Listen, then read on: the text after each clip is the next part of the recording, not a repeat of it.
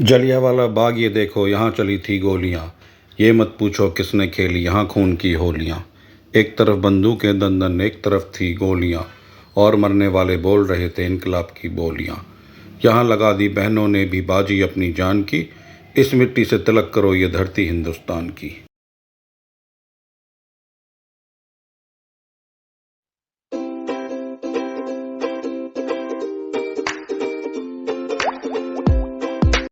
नमस्कार फ्रेंड्स, फिर से स्वागत है आपका अपने चैनल यात्रा विद विशाल पर।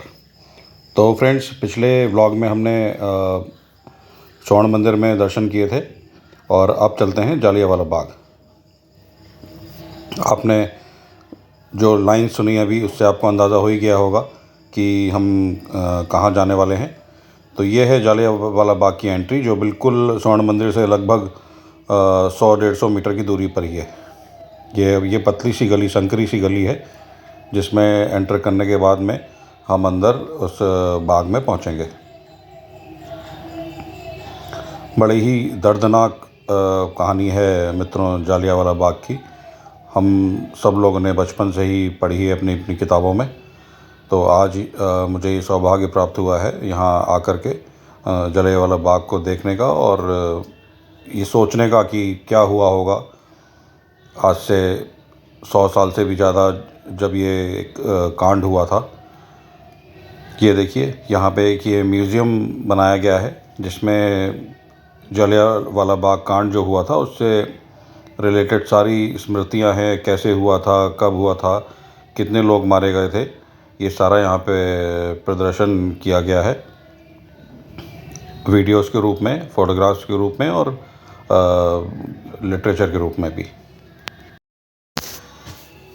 काफ़ी अच्छे से म्यूज़ियम में हर चीज़ दिखाई गई है और सच मानिए जब आप यहाँ पे ये सारी जो यहाँ पर चीज़ें दिखाई गई हैं उस ज़माने की, उस टाइम की, कि जो पुराने न्यूज़पेपर्स थे उनको बड़ा करके दिखाया गया है। फ़ोटोग्राफ्स थे, जो असली फ़ोटोग्राफ्स थे उस समय के, उस दिन के, वो यहाँ पे प्रदर्शित किए गए हैं।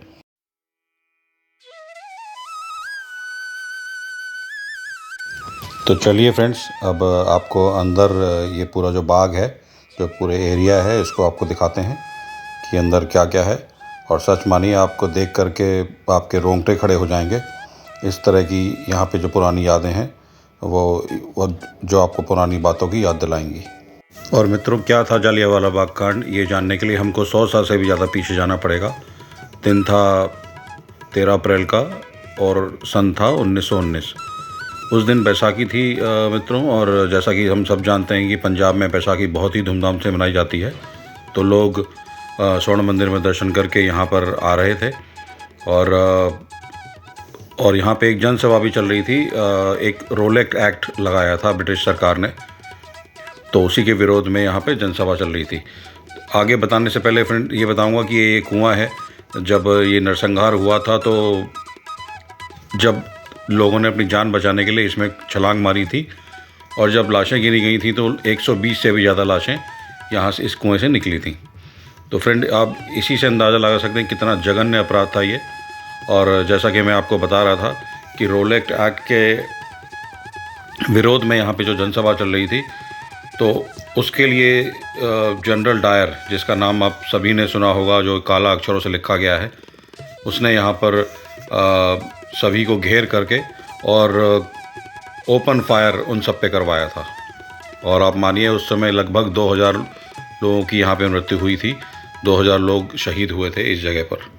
मतलब जिधर भी देखो उधर लोग भागते हुए भागे और अपनी जान बचाने की कोशिश की, लेकिन ओपन फायर था तो कोई भी जान बचा नहीं पाया और लगभग 2000 लोग शहीद हुए।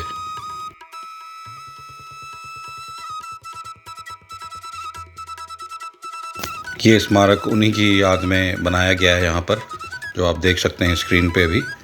और इसके चारों तरफ कुछ इमारतें हैं। देखिए, ये जो आप चौकोर निशान देख रहे हैं फ्रेंड्स, ये गोलियों के निशान हैं। अब आप अंदाज़ा लगाइए, इन दीवारों पे उस समय लोगों ने भागने की कोशिश की थी इसको फांद के, लेकिन सफल नहीं हो पाया। और ये गोलियों के निशान आज भी सिक्योर करके रखे गए हैं ताकि हमें वो उस विभत्स जो हत्याकांड हुआ था उसकी याद दिलाएं। ये जो आज़ादी, आज हम लोग जो आज़ाद हैं, वो आज़ादी इतनी आसान नहीं थी, इतनी सस्ती नहीं थी। हज़ारों लाखों लोगों ने अपनी कुर्बानियाँ दी हैं, तब जाके आज हम आज़ाद हैं। ये देखिए, ये दूसरी वॉल है जहाँ पर ये सारे गोलियों के निशान आज भी संरक्षित करके रखे गए हैं। और फ्रेंड्स, ये है अमर जवान ज्योति जो आपको दिख रही होगी, मैं जूम करके दिखा रहा हूँ।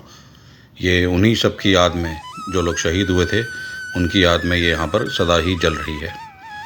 तो फ्रेंड्स, अब जलियांवाला बाग कांड आपको पूरा दिखा दिया है, तो अब चलते हैं वापस बाहर की तरफ। सच मानिए फ्रेंड्स, आंखें नम हो जाएंगी आपकी ये सारा सोच के कि कितना विभत्स, कितना ब्रूटल हत्याकांड था वो। अब हम बाहर आ गए हैं और ये देखिए सामने एक ढाबा है, काफ़ी फेमस सुनते हैं, जिसका नाम है ब्रदर्स ढाबा।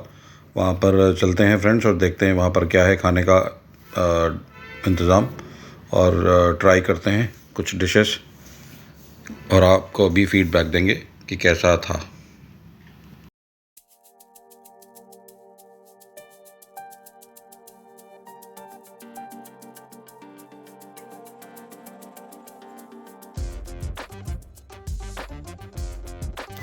तो फ्रेंड्स, अब पेट पूजा हो गई है। यहाँ का रिव्यू अच्छा नहीं है, टेस्ट हमको बहुत अच्छा नहीं लगा। तो अब ये व्लॉग हम यहीं फिनिश करते हैं। उम्मीद करता हूँ आपको बहुत अच्छा लगा होगा। तो प्लीज़ इस चैनल को लाइक नहीं किया है तो प्लीज़ लाइक करिए, शेयर करिए और सब्सक्राइब कर दीजिए तुरंत। तब अब मिलेंगे नेक्स्ट व्लॉग में।